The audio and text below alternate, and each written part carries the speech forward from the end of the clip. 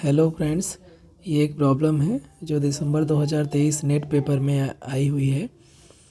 ये एक पार्ट सी की प्रॉब्लम है जो कि पार्शियल डिफरेंशियल इक्वेशन पर बेस्ड है।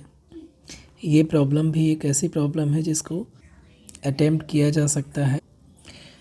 इस प्रॉब्लम में बी को रिप्रेजेंट किया है ओपन यूनिट बॉल से या ओपन यूनिट डिस्क इन R2 और डेल बी रिप्रेजेंट कर रहा है जो बाउंड्री है इस बॉल की, और जो बी बार है वो क्लोज़र है ओपन यूनिट डिस्क का, यानी कि बी यूनियन इट्स बाउंड्री हो जाएगा। और लैम्डा कोई भी पॉजिटिव रियल नंबर है तो उसके लिए एस लैम्डा रिप्रेजेंट किया है कि be the set of twice continuously differentiable function in set B that are continuous on B and satisfy this equation और with boundary condition कि u x y is equal to 0 on boundary of B यानी del B। तो हमें इनमें से कौन सा option correct है वो चूज़ करना है। चूँकि ये पार्ट सी का प्रॉब्लम है तो हमें केयरफुली देखना पड़ेगा, क्योंकि एक से ज़्यादा इसमें आंसर करेक्ट हो सकते हैं। यहाँ पर ध्यान दें तो जो एस लैम्डा है, एस लैम्डा यहाँ पर जो रिप्रेजेंट किया है वो actually set of twice continuously differentiable function है in B that are continuous in closure of B यानी B bar and satisfy this partial differential equation. तो हमें देखना है कि इनमें से कौन सा ऑप्शन करेक्ट है। S1 फर्स्ट ऑप्शन में कह रहा है S1 equal to 5, second option में कह रहा है S2 इक्वल टू 5। इसका मतलब S1 इक्वल टू 5 का मतलब क्या हो जाएगा कि लैम्डा, जब लैम्डा की वैल्यू 1 है तो इस पार्शियल डिफरेंशियल इक्वेशन का कोई सोल्यूशन ना मिले। और सिमिलरली S2 इक्वल टू 5 का मतलब क्या हो जाएगा, फॉर लैम्डा इक्वल टू 2 इस डिफरेंशियल इक्वेशन का, पार्शियल डिफरेंशियल इक्वेशन का कोई सोल्यूशन ना मिले। फिर अगर हम ऑप्शन की बात करें तो अगर हम कुछ देर के लिए अगर हम फर्स्ट टू ऑप्शन को अगर करेक्ट मान लें कि ये फर्स्ट टू ऑप्शन करेक्ट है तो डेफिनेटली थर्ड और फोर्थ ऑप्शन करेक्ट नहीं हो सकते हैं। क्यों नहीं हो सकते हैं? क्योंकि थर्ड ऑप्शन में कह रहा है कि S1 has exactly one element, और अगर S1 has exactly one element तो S1 एम्प्टी नहीं हो सकता है। और हम ये मान के चल रहे हैं, अब अगर ये मान लें कि फर्स्ट और सेकेंड ऑप्शन ट्रू है तो उस केस में S1 नॉन एम्प्टी हो जाएगा तो फर्स्ट ऑप्शन गलत हो जाएगा। तो अगर फर्स्ट ट्रू है तो थर्ड आपका इनकरेक्ट हो जाएगा, और ऐसे अगर आपका थर्ड ट्रू है तब आपका फर्स्ट इनकरेक्ट हो जाएगा। यानी कि फर्स्ट और थर्ड एक साथ ट्रू नहीं हो सकते हैं। ऐसे ही थर्ड ऑप्शन में क्या कह रहा है, S2 हैज़ एग्जैक्टली 2 एलिमेंट्स। तो अगर S2 जो सेट है उसमें अगर 2 एलिमेंट हो जाएंगे तो S2 एम्प्टी नहीं हो सकता है। तो अगेन अगर थर्ड ऑप्शन ट्रू हो जाएगा तो सेकेंड ऑप्शन ट्रू नहीं हो सकता है, और अगर सेकेंड ऑप्शन ट्रू हो गया तो थर्ड ऑप्शन ट्रू नहीं हो सकता है। साइमल्टेनियसली फर्स्ट और थर्ड या सेकेंड और थर्ड ट्रू नहीं हो सकते हैं। ऐसे ही फोर्थ ऑप्शन कह रहा है S1 and S2 are both infinite. तो फिर इसमें इनफाइनाइट नंबर ऑफ फंक्शन कह रहा है S1 और S2 में हो जाएंगे, मतलब इनफाइनाइट नंबर ऑफ सोल्यूशन मिलेंगे। तो ऑब्वियसली अगर हम कह रहे हैं कि फर्स्ट ट्रू है तो फोर्थ नहीं हो सकता है। अगेन अगर तो यहाँ पर ऑप्शन से भी कई बार हेल्प मिलती है कि अगर फोर्थ ऑप्शन हमारा करेक्ट हो गया तो ना तो फर्स्ट ट्रू होगा, ना सेकेंड ट्रू होगा, ना थर्ड ट्रू होगा। ऐसे ही अगर थर्ड ट्रू हो गया तो ना तो फर्स्ट ट्रू होगा, ना तो सेकेंड ट्रू होगा, ना ही फोर्थ ट्रू होगा। लेकिन फर्स्ट और सेकेंड एक साथ ट्रू हो सकते हैं, यानी कि किसी भी हाल में इसके मैक्सिमम 2 ऑप्शन करेक्ट हो सकते हैं एट मोस्ट। और वो क्या है, फर्स्ट एंड सेकेंड। अगर फर्स्ट करेक्ट होगा तो उसके साथ में सेकेंड करेक्ट हो सकता है, तभी हमारा 2 मैक्सिमम ऑप्शन करेक्ट हो सकते हैं। और किसी भी कम्बिनेशन के साथ में अगर हमने थर्ड और फोर्थ को कंसीडर कर लिया कि अगर थर्ड और फोर्थ भी करेक्ट होंगे किसी भी तरह से तो फर्स्ट और सेकेंड दोनों इनकरेक्ट हो जाएंगे। तो एट मोस्ट 2 ऑप्शन इसमें करेक्ट हो सकते हैं। अब हम देखते हैं इसका सोल्यूशन क्या हो सकता है और इसमें कौन सा ऑप्शन एग्जैक्टली करेक्ट होगा, प्रिसाइसली करेक्ट होगा। यहाँ पर जो पार्शियल इक्वेशन दिया हुआ है वो अगर हम डेल u व डेल x को p मान लें और डेल यू व डेल वाई को क्यू से रिप्रेजेंट करें तो जो हमारा पार्शियल डिफरेंशियल इक्वेशन दिया हुआ है वो दिया हुआ है p square plus lambda q square minus equal to 1 दिया हुआ है। तो यहाँ पर हम जो फंक्शन है वो ले सकते हैं F x why U P Q is equal P square plus lambda times Q square minus 1। यहाँ पर अगर हम ध्यान दें तो ये एक पार्शियल डिफरेंशियल इक्वेशन है जो कि नॉन लीनियर फर्स्ट ऑर्डर का है। तो हम यहाँ पर अप्लाई करेंगे चारपिट्स इक्वेशन को। अब चूँकि यहाँ पर एक्चुअली जो f है वो हम इन जनरल डिपेंड करता है partial differential equation x y u p and q पर, लेकिन यहाँ पर जो फंक्शन दिया हुआ है वो सिर्फ और सिर्फ p एंड q को पर डिपेंड हो रहा है, x y और u पर डिपेंड नहीं हो रहा है एक्सप्लिसिटली। इसकी वजह से जो चारपिट्स ऑक्सिलरी इक्वेशन है वो हमें देगा dp बाई, ये चारपिट्स ऑक्सिलरी इक्वेशन है। तो यहाँ पर अगर हम देखें तो चूँकि जो हमारा फंक्शन f है वो डिपेंड कर रहा है सिर्फ p एंड q पर, तो जो पार्शियल डिफरेंशियल है with respect to x and z and y ये सब क्या हो जाएंगे, ज़ीरो हो जाएंगे। तो जो चारपिट्स ऑक्सिलरी इक्वेशन है इन केस जब partial differential equation of first order सिर्फ p एंड q पर डिपेंड करता है तो उस केस में जो चारपिट्स ऑक्सिलरी इक्वेशन है वो फॉर्म रिड्यूस हो जाता है उसका dp by zero equal to dq by zero में। और यहाँ से हमें मिलता है अलग अलग इनको सॉल्व करें तो dp equal to zero and dq equal to zero, और यहाँ से हमें मिल जाएगा p equal to constant a नाम दे दें and q equal to constant b, जहाँ a और b दोनों कांस्टेंट है तो हमें p और q की वैल्यू मिल जाएगी। यहाँ पर a और b कांस्टेंट तो हैं, लेकिन चूँकि p और q पर जो हमारा डिफरेंशियल इक्वेशन था p एंड q पर डिपेंड कर रहा था, तो p और q की जगह पर अगर ये इनकी जो वैल्यू है वो अगर हम सब्स्टिट्यूट करेंगे तो वो पार्शियल डिफरेंशियल इक्वेशन को सेटिस्फाई करना चाहिए। मींस a और b कांस्टेंट ऐसे होंगे जो ये इक्वेशन नंबर फर्स्ट यानी जो गिवन PD उसको सेटिस्फाई करेगा। मींस कि a square plus lambda times b square is equal 1 होगा। यानी कि यहाँ से हम ले सकते हैं कि जो b है वो एक्चुअली है b equal to plus minus under root 1 minus a square upon lambda. Charpit's auxiliary equation के बाद जो du equal to P D X plus Q D Y है, इसमें हम p और q की वैल्यू सब्स्टिट्यूट करेंगे। p की वैल्यू a है और q की वैल्यू हमने b निकाला है, और b की वैल्यू हमें यहाँ पर मिल गई है plus minus under root 1 minus a square by lambda. तो ये वैल्यू यहाँ पर सब्स्टिट्यूट कर देंगे, और चूँकि ये कांस्टेंट है तो जस्ट हम इंटीग्रेट करेंगे तो u equal to a x plus minus under root 1 minus a square by lambda times y और प्लस c इंटीग्रेटिंग कांस्टेंट। तो इस इक्वेशन को हमने सेकेंड मान लिया। ये एक्चुअली में जो सोल्यूशन है पार्शियल डिफरेंशियल इक्वेशन का, ये जनरल सोल्यूशन है, और यहाँ पर a और c कांस्टेंट है।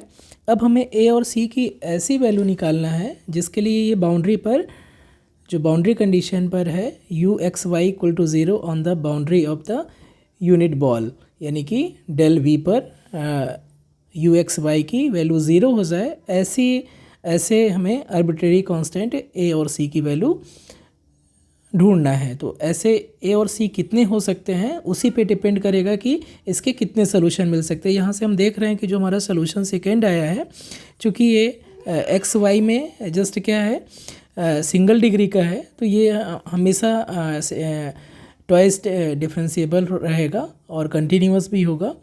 तो in fact infinitely many times differentiable होगा। तो इसकी प्रॉब्लम नहीं है, जस्ट हमें कांस्टेंट ए एंड सी इनकी वैल्यू ढूंढना है कि कितने different type of A and C मिल सकते हैं जो कि बाउंड्री में यू एक्स वाई को ज़ीरो कर दें। अगर ऐसे कोई भी कांस्टेंट ए और सी नहीं मिल रहे हैं जो कि बाउंड्री के हर एक जो ओपन यूनिट बॉल है उसकी बाउंड्री पर यानी डेल बी पर यू एक्स वाई को ज़ीरो कर दे, ऐसा कोई भी नहीं ए और सी मिल रहा है, तो इसका मतलब कोई भी उसका सोल्यूशन नहीं मिलेगा। अब हम देखेंगे फॉर लैम्डा इक्वल टू 1 पर हम कंसीडर करते हैं। तो जब लैम्डा इक्वल टू 1 रखेंगे तो जो सेकेंड इक्वेशन है वो हमारा चेंज हो जाएगा इस थर्ड इक्वेशन में, यानी कि U x Y equal to हो जाएगा A x plus minus under root 1 minus A square times Y और plus C. Lambda equal to 1 है तो यहाँ पर वैल्यू जैसे ही 1 रखेंगे तो हमारा थर्ड मिल जाएगा, थर्ड इक्वेशन जो यू एक्स वाई की वैल्यू है, यानी कि जब लैम्डा इक्वल टू 1 है तब उसका जो जनरल सोल्यूशन है वो मिल जाएगा। थर्ड इक्वेशन जनरल सोल्यूशन ही रिप्रेजेंट करता है। अब दिया हुआ है कि जो बाउंड्री पर है on del B u x y की वैल्यू क्या है, ज़ीरो है, यानी कि डेल बी यानी कि जो बाउंड्री है उसके हर एक पॉइंट पर जो यू एक्स वाई है उसकी वैल्यू ज़ीरो है। तो हम क्या करेंगे, इस जो बाउंड्री है, बाउंड्री के 3 पॉइंट्स हम चूज़ कर रहे हैं, एक 1, 0, 0, 1 और 1/√2, 1/√2। ये ऑब्वियसली आप चेक कर सकते हैं कि ये डेल बी का एलिमेंट है, यानी कि बाउंड्री में है, बाउंड्री के कोई भी 3 पॉइंट चूज़ कर सकते हैं। तो हम ये दिखाने की कोशिश कर रहे हैं कि ऐसा कोई भी ए और सी नहीं मिलेगा, ऐसे कोई भी रियल नंबर नहीं मिलेंगे ए और सी जो बाउंड्री के कोई भी आर्बिट्रेरी 3 पॉइंट पर यू एक्स वाई की वैल्यू ज़ीरो दे दे। तो हमने ये 3 पॉइंट स्पेशली इसलिए चूज़ किया है क्योंकि इन तीनों पॉइंट के लिए जो कैलकुलेशन है हमारा थोड़ा सा सिंपल हो जाएगा। अदरवाइज़ दूसरे 3 पॉइंट चूज़ करेंगे तो उनके लिए थोड़ा सा आपका कैलकुलेशन है वो थोड़ा सा लेंदी हो सकता है, इसलिए ये ज़्यादा इजी पड़ेगा इन 3 पॉइंट को चूज़ करना। अब बाउंड्री पर यानी कि इन 3 पॉइंट पर एटलीस्ट जो यू एक्स वाई है उसको 0 होना पड़ेगा। ये तो 3 पॉइंट हमने चूज़ किया है, एक्चुअली में जो बाउंड्री के हर एक पॉइंट पर यू एक्स वाई को हम 0 होना पड़ेगा। तो एटलीस्ट इन 3 पॉइंट पर तो वो यू एक्स वाई की वैल्यू 0 होगी ही, क्योंकि ये तीनों पॉइंट बाउंड्री पर है। तो जब हम 1, 0 रखेंगे, x की वैल्यू 1, y की वैल्यू 0, तो इक्वेशन नंबर 3 से हमें जैसे ये वैल्यू सब्स्टिट्यूट करेंगे तो यू एक्स वाई की वैल्यू यू 1, 0 पर वैल्यू 0 हो जाएगी बाउंड्री पॉइंट पर, और राइट हैंड साइड में a प्लस सी आ जाएगा। ऐसे ही जब 0, 1 रखेंगे तो थर्ड इक्वेशन से हमें मिल जाएगा 0 equal to plus minus under root 1 minus A square plus C. अब अगर ये दो इक्वेशन मिल जाएंगे 4th एंड 5th, और अगर हम ये थर्ड पॉइंट रख दें 1/√2 x की वैल्यू और 1/√2 y की वैल्यू, तो हमें इक्वेशन नंबर 3 से मिल जाएगा 0 equal to a/√2 plus minus under root 1 minus A square by √2 plus C. अब हम देखें 4th और 5th को सॉल्व करें, तो अगर हम 4th से 5th को सब्ट्रैक्ट करें तो हमें a minus plus minus under root 1 minus A square equal to 0 मिल जाएगा, और यहाँ से a equal to plus minus under root 1 minus A square हो जाएगा। दोनों तरफ स्क्वायर करेंगे तो a square equal to 1 minus A square हो जाएगा, और यहाँ से a की वैल्यू कैलकुलेट करेंगे तो a equal to plus minus under root a equal to plus minus 1/√2 हो जाएगा। और इक्वेशन नंबर 4 से अगर हम देखेंगे तो c की वैल्यू क्या हो जाएगी, माइनस a हो जाएगा। तो माइनस से मल्टीप्लाई करेंगे तो ये c की वैल्यू जस्ट रिवर्स हो जाएगी, जब a प्लस रहेगा तो c माइनस के साथ में आएगा, यानी c की वैल्यू हो जाएगी माइनस प्लस 1/√2। अब a और c की वैल्यू जो इक्वेशन 4th और 5th को सेटिस्फाई कर रही है वो हमने ये कैलकुलेट कर लिया है। a की वैल्यू प्लस माइनस 1/√2 है और c की वैल्यू माइनस प्लस 1/√2 है। अब हम देखें तो इक्वेशन नंबर 6 क्या इन दोनों पॉइंट से सेटिस्फाई हो रहा है क्या। तो अगर इक्वेशन नंबर 6 में a की वैल्यू रखें तो राइट हैंड साइड में तो ये हो जाएगा प्लस माइनस 1/2 हो जाएगा। तो इक्वेशन नंबर 6 से अगर हम a की वैल्यू सब्स्टिट्यूट करें प्लस माइनस 1/√2, तो तो ये हो जाएगा जब रूट 2 से मल्टीप्लाई होगा तो प्लस माइनस 1/2 हो जाएगा। 1 माइनस ए स्क्वायर, जब ए की वैल्यू सब्सटीट्यूट करेंगे, ए स्क्वायर करेंगे तो 1/2 हो जाएगा। 1 माइनस 1/2 यानी कि 1/2 हो जाएगा। और चूँकि बाहर स्क्वायर रूट है तो स्क्वायर रूट में 1/√2 हो जाएगा। और अल्टीमेटली सॉल्व करेंगे तो 1/2 प्लस माइनस साइन ये यहाँ पर ऑलरेडी दिया हुआ है तो प्लस माइनस साइन के साथ 1/2 आ जाएगा। और प्लस सी, तो यहाँ पर प्लस साइन है तो सी की वैल्यू जस्ट माइनस प्लस 1/√2 आ जाएगी। और ये वैल्यू क्या हो जाएगी, फर्स्ट 2 को सॉल्व करेंगे तो ये जब प्लस प्लस रहेगा तो 1/2 1/2 1 हो जाएगा। और जब माइनस माइनस रहेगा दोनों फर्स्ट 2 टर्म तो ये -1 हो जाएगा। तो फर्स्ट 2 टर्म या तो +1 रहेगा और या तो -1 रहेगा। और लास्ट टर्म माइनस प्लस 1/√2 रहेगा। तो जब ये प्लस साइन लेंगे हम, ए की वैल्यू प्लस 1/√2 लेंगे तो यहाँ से हमें क्या मिलेगा, ये सी की वैल्यू -1/√2 मिलेगी। और ये अल्टीमेटली किसी भी हाल में, चाहे आप ए की वैल्यू प्लस 1/√2 लें या -1/√2 लें, किसी भी हाल में ये ज़ीरो नहीं हो सकता है। यानी कि ए और सी की किसी भी वैल्यू के लिए ये अगर फोर्थ और फिफ्थ को सेटिस्फाई करेगा तो वो 6 को सेटिस्फाई नहीं करेगा। मीन्स कि there does not exist real constants a and c which satisfy equation number 4th, 5th and 6th simultaneously। यानी कि a और c की ऐसी कोई वैल्यू नहीं मिलेगी जो इन तीनों कंडीशन को सेटिस्फाई करे। यानी कि we don't have any solution of a given PD। क्यों नहीं हो सकता है, क्योंकि हमने जो लिया था ये सोल्यूशन ही, क्वेश्चन नंबर 3 जो था वो सोल्यूशन ही था।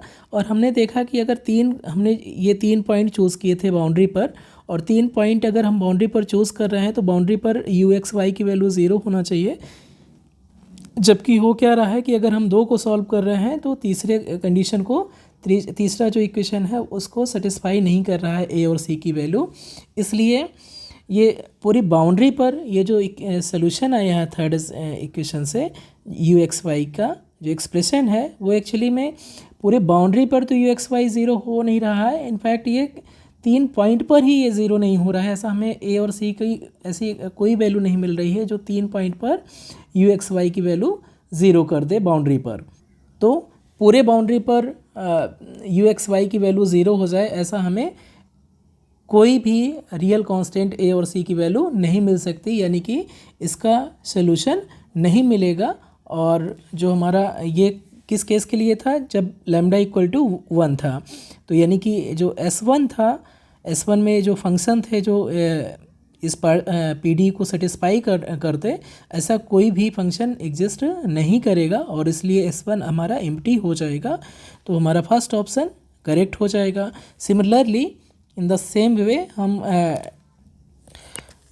यही तीनों पॉइंट लेके हम जब λ = 2 लेंगे तब हम देख सकते हैं कि जो S2 है वो भी 5 हो जाएगा। मीन्स कि ऐसा कोई भी सोल्यूशन नहीं मिलेगा। जब λ = 2 रहेगा तब भी हमें कोई सोल्यूशन नहीं मिलेगा, क्योंकि बाउंड्री के हम यही तीनों पॉइंट अगर हम सेलेक्ट करें तो वो तीनों जो कंडीशन मिलेंगे, 3 इक्वेशन मिलेंगे, वो साइमल्टेनियसली सेटिस्फाई नहीं होंगे। इसलिए S2 = भी एम्प्टी हो जाएगा और हमारा ऑप्शन नंबर 2 भी ट्रू हो जाएगा। और मैंने बताया कि ऑप्शन नंबर 1 और 2 ट्रू है तो 3 और 4 ट्रू नहीं हो सकते हैं। तो हमारा सिर्फ 2 ही ऑप्शन 1 और 2 इस प्रॉब्लम की ट्रू हो जाएगी।